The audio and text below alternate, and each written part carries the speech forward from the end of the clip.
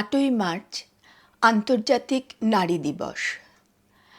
সেই 1910 সালে জার্মান সমাজতন্ত্রী নেত্রী ক্লারা জেটকিন এই দিনটিকে নারী দিবস হিসেবে পালনের জন্য প্রস্তাব দিয়েছিলেন। আর তার পরের বছর 1911 থেকেই এই দিনটি নারী দিবস হিসেবে পালিত হয়ে আসছে। আর 1975 সালে এই দিনটা আন্তর্জাতিক স্বীকৃতি পায় এবং এই বছরটিকে আন্তর্জাতিক নারী বর্ষ হিসেবে ঘোষণা করা হয়। সারা পৃথিবীর মতো ভারতবর্ষেও এই দিনটা সে বছর খুবই সাড়ম্বরে পালিত হয়েছিল। আজ আমি সেই প্রসঙ্গেই তখনকার একটি লেখা পড়ব। লেখাটি লিখেছিলেন সম্পূর্ণা দেবী। খুবই অন্যরকম একজন মানুষ, পরে কখনো তার কথা বলার ইচ্ছে রইল। শুধু এটুকু বলি, তিনি আমাদের প্রখ্যাত সাহিত্যিক আশাপূর্ণা দেবীর ছোট বোন।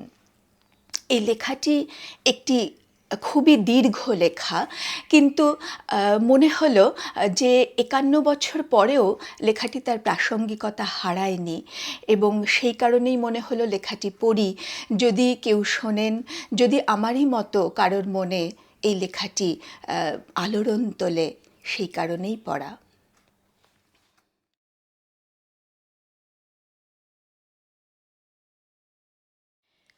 লেখাটির শিরোনাম আন্তর্জাতিক মহিলা বর্ষের উদ্দেশ্যে 1975, একটি ভোট। আন্তর্জাতিক নারীবর্ষ চলছে, শুধু চলছে বললেই সব বলা হলো না, খুব ঘটাপটা সহকারেই চলছে। বিশ্বব্যাপী এই নারীবর্ষ সমারোহ প্রধানত চলছে নারীকুলের উদ্যোগ উৎসাহেই। তবে কালীর পদতলে নিরুচ্চার শিবের মতো নারীদের পশ্চাতে অদৃশ্য শক্তির যোগানদার নররাও আছেন কি না আমি জানি না। এইসব উদ্যোগী এবং উৎসাহী মহিলা কারা? এরা অবশ্যই কেউ হ্যারি প্যারি তারির মতো অখ্যাত ঝাঁকের কই নয়। এরা সকলেই বিদুষী এবং বিশিষ্টা। এরাই উৎসাহী, এরাই কর্মী, এরাই সারা পৃথিবীর এ প্রান্ত থেকে ও প্রান্ত পর্যন্ত গড়িয়ে নিয়ে চলেছেন বিশ্ব নারীবর্ষ পালনের চাকা। নিজেদের অমূল্য সময় ও মূল্যবান চিন্তাশক্তি খরচ করে চলেছেন বিশ্বের নারী কল্যাণের মহৎ উদ্দেশ্যে। এই চাকা একবার চালু হয়ে গেলে খুব সম্ভব এদের আর এত পরিশ্রম করতে হবে না। চলন্ত চাকা আপনি গড়গড়িয়ে গড়িয়ে চলতে থাকবে, অথবা জগন্নাথের রথের মতো লক্ষ লক্ষ হাত আপনি এগিয়ে আসবে দড়ি ধরে এই চাকাকে এগিয়ে নিয়ে যাবার জন্যে। আমরা যারা বিদুষীও নই, বিশিষ্টাও নই, এই বিশ্ব নারীবর্ষে আমাদের ভূমিকাটা হচ্ছে নিষ্ক্রিয় পাঠক অথবা শ্রোতার। আমরা রেডিওতে অবিশ্রাম শুনছি ওই সব বিদুষী আর বিশিষ্টাদের বাণী কিংবা কথোপকথন। আমরা প্রতিদিন দৈনিক, সাপ্তাহিক, মাসিক, পাক্ষিক, বার্ষিক পত্রিকার পাতায় পড়ছি ওদেরই লেখা সারগর্ভ সব প্রবন্ধ বিশ্ব নারীবর্ষ উপলক্ষে রচিত এবং গ্রথিত। অনেক সভা সমিতিও হচ্ছে এ নিয়ে। আমার দিদি সাহিত্যিক শ্রীমতী আশাপূর্ণা দেবী বিশিষ্টা, তাই সভা সমিতিতে বাণী বিতরণ করতে করতে আর পত্রপত্রিকায় এ বিষয়ে লিখতে লিখতে শ্রান্ত, ক্লান্ত, অবসন্ন প্রায়। এই বিশ্ব মহিলা বর্ষের উদ্দেশ্য কি? মূল বক্তব্য কি? রেডিও এবং নানা পত্রিকা মারফত যা শুনছি তাতে এটুকু অনুভব করতে পারছি, সমগ্র নারী জাতিকে তাদের ন্যায্য অধিকার সম্পর্কে সচেতন করে তোলাই এদের প্রথম ও সর্বপ্রধান উদ্দেশ্য। ছোটোখাটো আরও অনেক লক্ষ্য আছে, যেমন বিবাহে পণ প্রথা। এটা প্রায় রেডিওর সব বাণীতেই উল্লিখিত হয়, সমস্ত প্রবন্ধেই বেশ খানিকটা জায়গা দখল করে। এদের বক্তব্য মেয়েদের উচিত পণ দিয়ে বিবাহ করব না, এই রকম পণ করা। অবশ্য এটা ছেলেদেরও ব্যাপার, পণ নিয়ে বিবাহ করব না, তারাও পণ করলে পারে।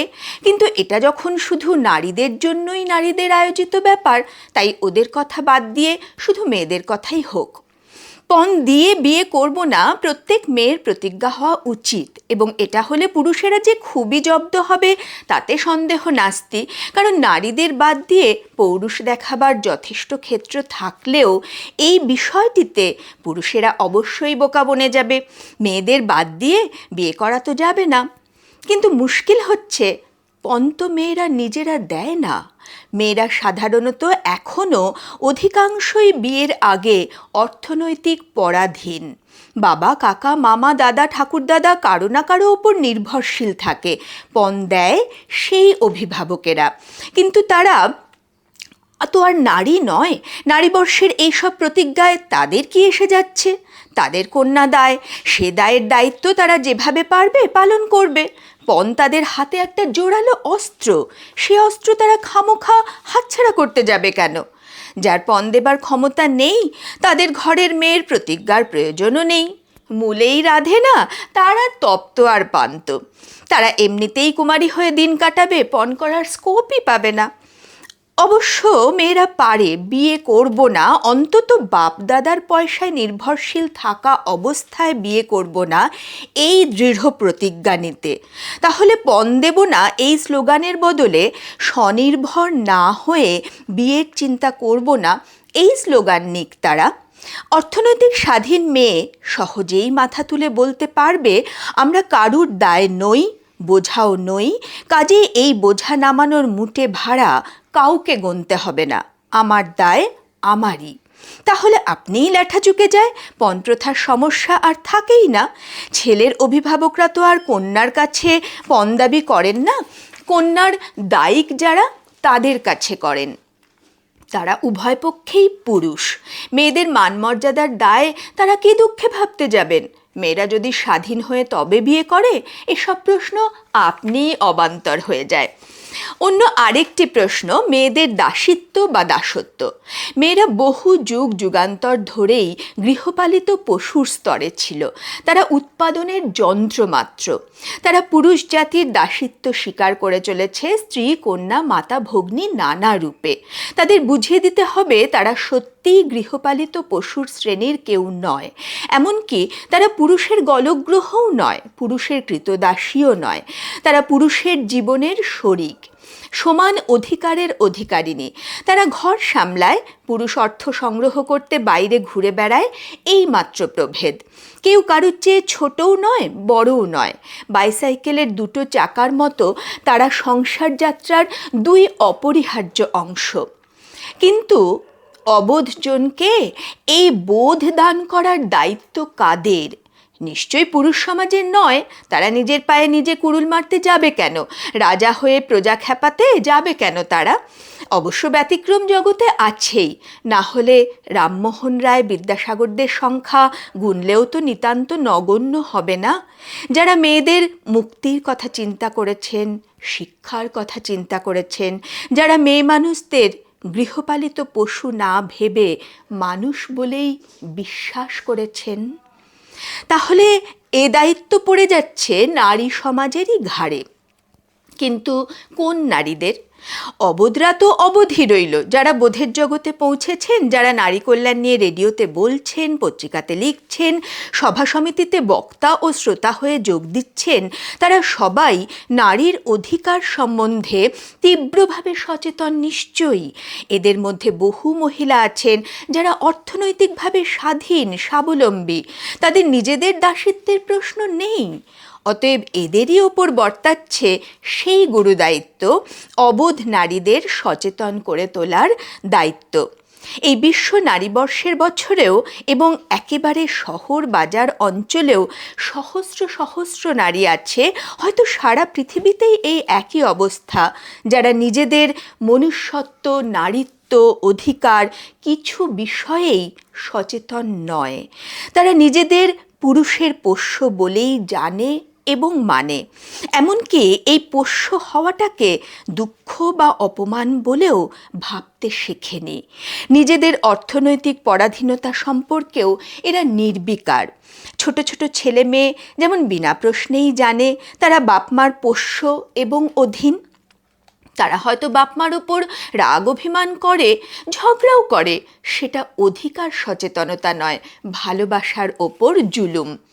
বাপ রাগ করে যদি ছেলেকে বলে বাড়ি থেকে দূর করে দেব, যদি বলে আজ তোর ভাত বন্ধ, মা যদি মেরে পিঠে কালশিটে পরিয়ে দেয়, ছেলে রাগ করে, অভিমান করে, কিন্তু অপমান বোধ করে না। কারণ যে ব্যক্তিবোধ থেকে অপমান বোধের জন্ম, ছোট ছেলেমেয়ের তা থাকে না। সাবালক ছেলেকে বাপ কখনোই বলতে পারে না তোকে বাড়ি থেকে দূর করে দেব, বললে তার ফল অনেক দূর গড়াতে পারে। বলতে পারে না আজ তোর ভাত বন্ধ, কারণ ছেলের সাবালকত্বটাই তাকে সচেতন করে দেয় সীমারেখা ছাড়ালে চলবে না। মেয়েরা 90% চিন্তার দিক দিয়ে ওই সব শিশুদের চেয়ে খুব উঁচুতলার নয়। তারা কেউ জানে না সীমাকে কোথায় টানবে। তারা চিন্তাও করে না তারা পরাধীন অথবা স্বাধীন। তারা পুরুষকে নির্ভর করে, ভয় পায়, মুখে ঝগড়া করে, তড়পায়, মনের ভেতর স্থির নিশ্চিত জানে ওরা ছাড়া আমরা কিছু নয়। মেয়েদের এই আমরা অসহায়, আমরা কিছু নয়, এই বোধ থেকেই কি পুরুষের প্রভুত্বের জন্ম নয়? মেয়েরা যেদিন মনের দিক থেকে সাবালক হয়ে উঠবে, সেদিন পুরুষও আপনি বুঝে নেবে নিজের প্রভুত্বের সীমারেখা কোন পর্যন্ত। যারা এই মহিলা বর্ষের ধারিকা বাহিকা, তারা সকলেই মনে প্রাণে সাবালিকা। বক্তা এবং শ্রোতা দুপক্ষই যদি সমান জ্ঞানী হয়, তাহলে তাদের এই রেডিও বাণী, কাগুজে প্রবন্ধ কিংবা সভা বক্তৃতা সবটাই অনেকটা তেলা মাথায় তেল ঢালার মতো হয়ে দাঁড়ায় না? যেখানে প্রয়োজন নেই সেখানে অযথা অপব্যয়। এই শোরগোলে তবে লাভ হচ্ছে কার এবং কি? বিজ্ঞ পুরুষরা এসব শুনে মুচকি হাসছেন মাত্র, আর অজ্ঞ পুরুষেরা এসবের খবরও রাখছে না। তারা যথারীতি কলে, কারখানায়, খেতে খামারে কাজ করছে, রিক্সা চালাচ্ছে, মোট বইছে, মদ খাচ্ছে, জুয়া খেলছে, বউ ঠ্যাঙাচ্ছে, ছেলে ঠ্যাঙাচ্ছে। যারা বেকার তারা ঘরে ভাত না পেলে চেঁচামেচি করছে, ঘরের লোককে গালমন্দ করছে, পাড়ার গাছতলায় বসে তাস পিটছে, ছেঁড়া কাঁথা মুড়ি দিয়ে ঘর না থাকলে পথে পড়ে ঘুমুচ্ছে।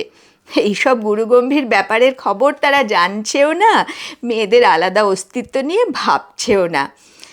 আর তাদের ঘরের মা, বউ, বোনেরা, তারাও বিন্দুবাষ্প জানছে না আন্তর্জাতিক মহিলা বর্ষের খবর। অথচ এরাই নাকি জনসংখ্যার 80% জুড়ে বসে আছে। তারা যে নিজেরা এক একজন মহিলা, সেই শব্দটুকুও তাদের কাছে অচেনা এবং অবদ্ধ। তাই তারা যেমন ছিল তেমনি আছে। সমস্তক্ষণ ঘরে বাইরে হাড় ভাঙা পরিশ্রম করছে, বৎসরান্তে একবার করে মেটার্নিটি হোম ঘুরে আসছে, কাঁথা মোড়া মাংসের জীবন্ত ডেলাটাকে উঠোনের একপাশে ফেলে রেখে বাড়ি বাড়ি বাসন মাজছে, সাবান কাচ্ছে, ঘর মুছছে, গুল দিচ্ছে।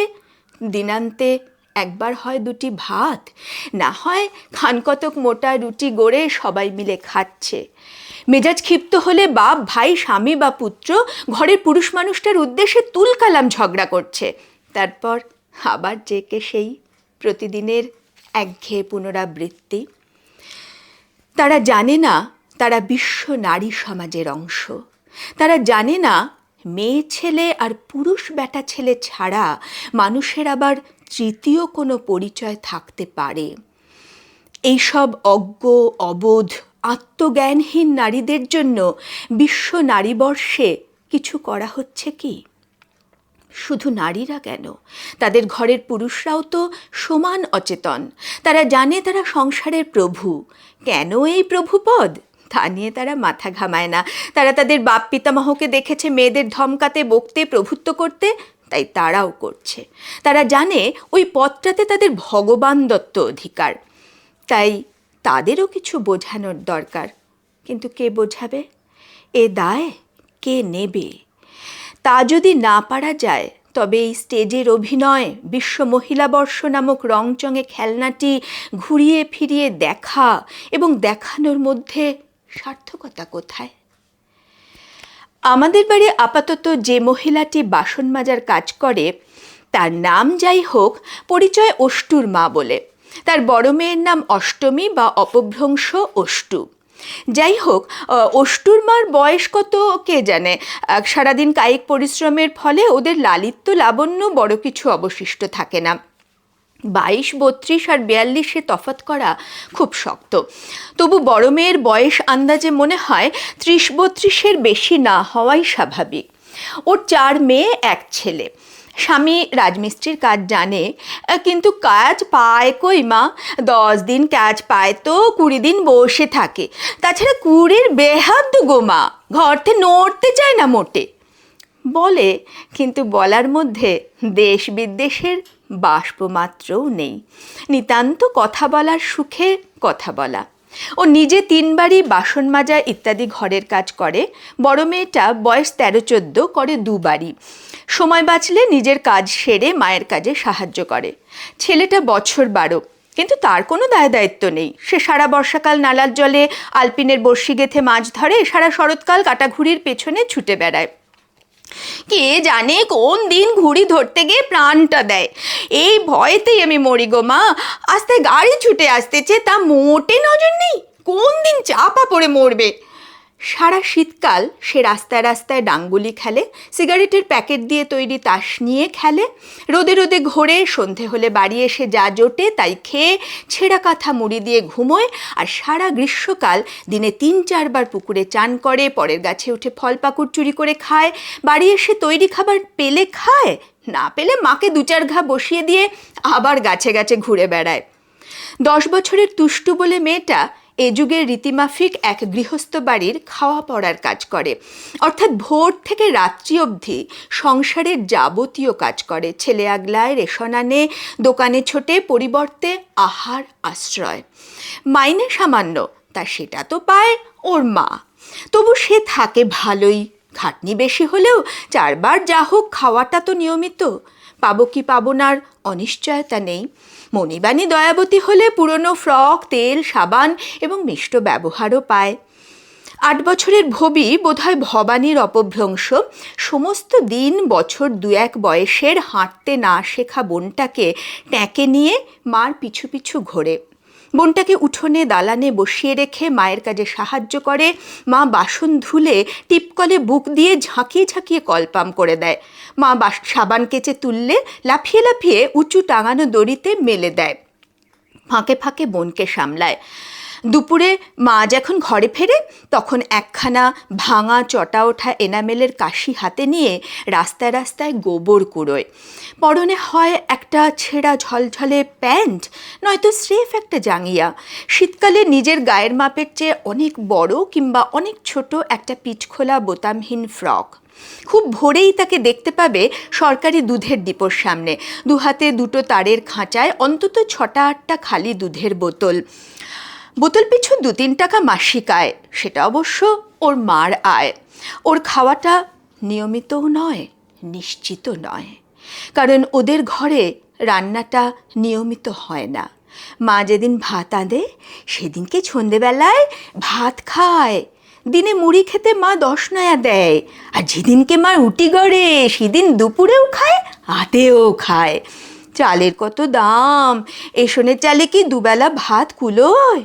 তবে হ্যাঁ, বাবা যেদিনকে টাকা রোজগার করে নিয়ে আসে সেদিন ওদের মাছ আসে, সরু চাল আসে, ডাল কিনে নিয়ে আসে। সেদিন ওদের খাওয়াটা ভালোই হয়, কিন্তু সে আর কদিন। আমার খুব রাগ হয়। অষ্টুর মাকে বলি, ওইটুকু মেয়েটাকে সমস্তক্ষণ এত খাটাও, তোমার একটু কষ্ট হয় না? ও বলে, কষ্ট হলে কি করবো মা, একলা 3 বাড়ির কাজ সামাল দিতে পারি না।